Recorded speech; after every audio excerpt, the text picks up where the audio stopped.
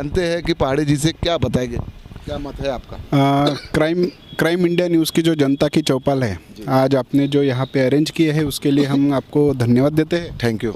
और अभी हमारे मित्र जैकी भैया ने जो बोले हैं उससे कुछ हद तक सहमत और कुछ हद तक मैं आपको बोलूँगा।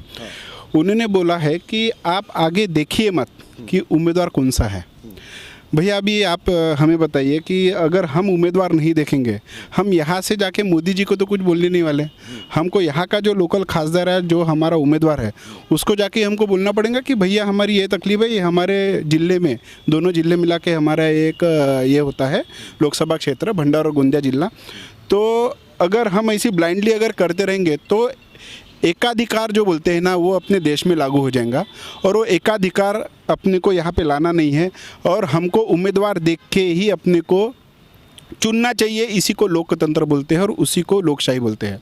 आज अपन देखेंगे इंस्टीट्यूट ऑफ मैनेजमेंट डेवलपमेंट का एक सर्वे हुआ है 2022 में।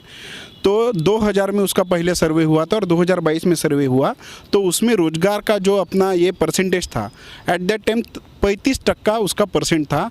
और अभी 2022 में लोकल सर्वे हुआ, 2 साल में इसका और आंकड़ा बढ़ा होगा। 2022 के सर्वे के अनुसार उनका जो परसेंटेज है बेरोजगारी का, वो 65.7 तो it is a huge difference in that, आप समझ सकते हैं। तो ये क्या हुआ, उसमें अभी 10 साल हम पकड़ेंगे कि मोदी जी की सरकार थी और मोदी जी ने अपने को ये भी बताए थे कि 15 लाख, वो तो जाने दीजिए 15 लाख का तो वो जुमला करके आपको बताई दी, जो हो गया वो हो गया है। और उसके बाद 2 करोड़ रोजगार हम हर साल देंगे। तो इसके हिसाब से हम मायना अगर बोलेंगे तो 10 साल में तकरीबन 12 करोड़ रोजगार तो पैदा होना चाहिए था, वो नहीं हुआ। तो डेफिसिट ऑफ अनएम्प्लॉयमेंट, मतलब अनएम्प्लॉयमेंट तो इतना बढ़ रहा है। और ये सर्वे, ये मैं नहीं बोल रहा हूँ साहब, कि नरेंद्र पहाड़े बोल रहा है कि ये इतना, इसका ये जो हुआ है परसेंटेज जो बढ़ा हुआ है, this is on record on report, ये पेपर में आया है। और अपने हमारे बड़े भैया जाकी भैया ने बोले कि ईडी और सीबीआई से सारे डर के ये नहीं हो रहा है। तो एक RSS is A wing of BJP अगर हम बोलेंगे तो ये जग जाहिर और मालूम है हमको। आप डिजिटल मीडिया के बारे में, डिजिटल इंडिया के बारे में? डिजिटल इंडिया सर, ये तो बात की बात है। अगर हम आज हम बात करेंगे डिजिटल इंडिया कब आएंगे, जब अपनी मूलभूत सुविधा जो होती है, पानी, सड़क और ये सारी जो शिक्षण, आज जिला परिषद स्कूलों की क्या व्यवस्था है। अभी जाकी भैया बोले कि ये नगर परिषद, जिला परिषद जब तक प्रपोजल नहीं भेजेंगे हम ये नहीं बनाएंगे प्रपोजल। आज नगर परिषद भंडारा में जहाँ पे रहता हूँ, ये नगर परिषद में आता है। और 3 साल हमारे माननीय खासदार साहब, वो नगर परिषद के अध्यक्ष भी रहे हुए हैं और अभी वहाँ पे खासदार भी थे। तो अगर मैं मातृस्मृति नगर नहीं हूँ, मातृस्मृति नगर में मेरा घर है, वहाँ पे भी आज भी पानी आजू बाजू और सब जगह पे टैंकर से आ रहा है।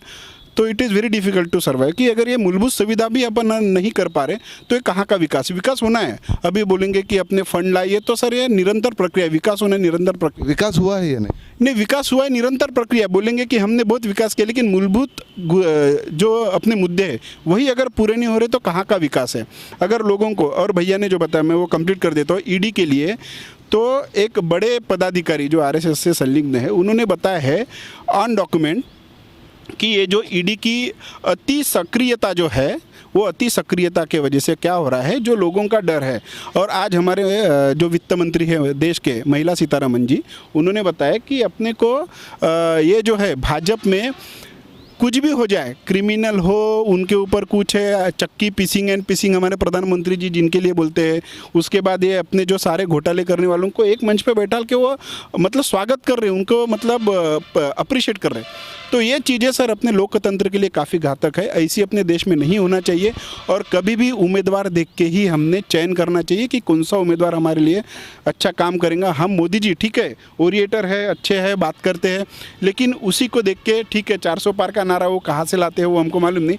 बट ये क्या लगता है आपको, ये बार 400 पार होगा कि 400 पार? तो सर सवाल नहीं है। हमारा जो उम्मीदवार है अभी यहाँ पे, हाँ, हमारे जो माननीय खासदार थे, माननीय खासदार जी का ही रिपोर्ट आया था पिछली बार कि टिकट कटने वालों में से हमारे खासदार साहब का पहला नंबर था। वो पेपर में पूरा न्यूज़ आया था, विथ नेम आया था। तो वो सारी चीज़ें अभी ये क्या है, ऑप्शन और ये सारी चीज़ें अभी जनता दिखाएंगे आने वाले 19 तारीख को क्या होने वाला, और उसके हिसाब से सारा समीकरण बनेगा। आपको बता दें कि आने वाले 19 तारीख को मतदान किया जाएगा और वो मतदान में जो है आपको जो है कौन हमारा पीएम होगा और कहाँ किसकी सरकार बैठेगी, साथ ही साथ कहाँ कौन सा उम्मीदवार चुन के आया है, ये सारी बातें आप तक पहुँचेगी।